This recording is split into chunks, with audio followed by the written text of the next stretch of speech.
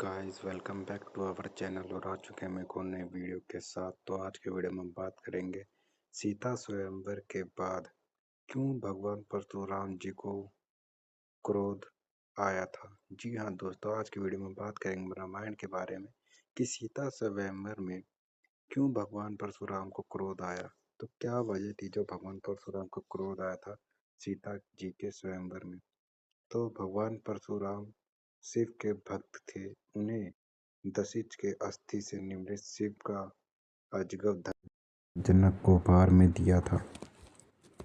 भगवान परशुराम के क्रोधित होने का निम्न कारण यह था, पहला कि अपने हृदय अपने दिए हुए प्रिय उपहार का अपमान इसका कारण था। दूसरा, शिव उनके आराध्य थे, उनके धनुष को खंडित होना उन्हें शिव का और अपना अपमान लगा। तीसरा, परशुराम जी जानते थे कि वह धनुष तोड़ना कोई साधारण व्यक्ति के बस की बात नहीं, इसलिए उन्हें किसी प्रतिद्वंदी की उपस्थिति के एहसास न भी क्रोध दिलाया। अब जानते हैं कि परशुराम जी को वो धनुष और भगवान शिव के युद्ध की कहानी क्या है। परशुराम के सबसे पहले विश्व विजेता थे, फिर अश्वमेध यज्ञ करने की ठानी, विश्व विजेता यज्ञ संपन्न कराया, फिर इसके बाद सबसे बड़े यज्ञ अश्वमेध यज्ञ की तैयारी करी। समूचे धरती के स्वामी यज्ञ था तो इस विशाल स्तर पर होना था। यज्ञ सभी ऋषि मुनि तथा छोटे छोटे राजा आए। यज्ञ के मुख्य अतिथि ऋषि कश्यप थे। यज्ञ के संपन्न होने के बाद अब दक्षिणा देने की बारी थी। परशुराम ने यज्ञ पूरा होने के बाद सबसे पहले ऋषि कश्यप से पूछा कि उन्हें दक्षिणा में क्या चाहिए। ऋषि कश्यप चाहते थे कि परशुराम युद्ध से दूर रहें। उन्हें भय था कि बच्चे कुचे स्त्रपन पूर्ण सक्रिय होंगे, यदि उन्होंने फिर से कुछ किया तो परशुराम फिर एक बार बात को सक्रिय हो जाएंगे। कश्यप ने परशुराम से कहा कि मुझे आपके द्वारा जीती हुई सारी धरती चाहिए।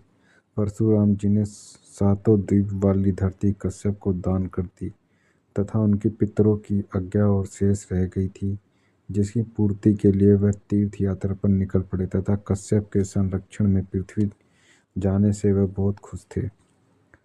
अब यज्ञ करने वाले शेष ब्राह्मणों को भी दक्षिणा देनी थी। समूची धरती तो कश्यप को ही हो चुकी थी, उनका परशुराम क्या देते। कश्यप मुनि ने इसकी समाधान निकाला था।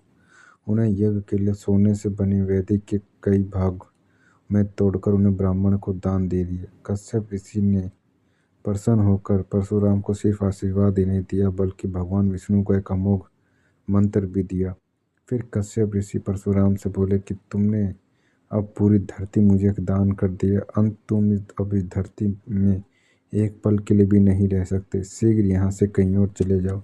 इसके बाद वह दक्षिण की ओर चले गए तथा सह्याद्री पर्वत से उन्होंने समुद्र में अपना फारसा फेंककर समुद्र से कहा कि समुद्र में जहाँ तक उनका फरसा गया वहाँ तक समुद्र पीछे हटे। परशुराम की बात मानकर समुद्र ने एक लंबा तटवर्ती क्षेत्र खाली कर दिया। बड़ोच से कन्याकुमारी तक के दान या भेंट में प्राप्त समुद्र तटीय क्षेत्रों का सकुपारक कहा गया। कश्यप ऋषि की आज्ञा थी कि एक दिन भी पृथ्वी पर नहीं रहना, अतः परशुराम ने निर्णय कर लिया था कि दिन में तो वह धरती पर रहेंगे, परंतु रात में महेंद्र पर्वत पर गुजारेंगे। वह रात होने से पहले ही मन के वेग से महेंद्र पर्वत पर पहुंच जाते। इसके साथ उन्होंने अपनी अधूरी तीर्थ यात्रा फिर से शुरू करी। यात्रा के समय जब परशुराम एक जगह पर विश्राम करने के लिए रुके तो अपने गुरु भगवान शिव को वचन याद आने लगे। परशुराम उन दिनों शिव से शिक्षा ग्रहण कर रहे थे। भगवान शिव उस अपने शिष्य को परखने के लिए परशुराम की समय समय पर परीक्षा लिया करते थे।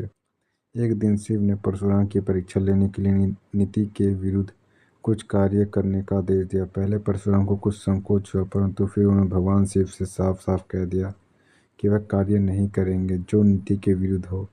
वह लड़ने के लिए खड़े हो गए और समझने बुझाने से भी नहीं माने। महादेव शिव से भी बढ़ गए। भगवान शिव और परशुराम दोनों के बीच में भयंकर युद्ध छिड़ गया इसी बात से। तो ये कहानी थी गाइस, कैसे परशुराम जी और भगवान शिव के बीच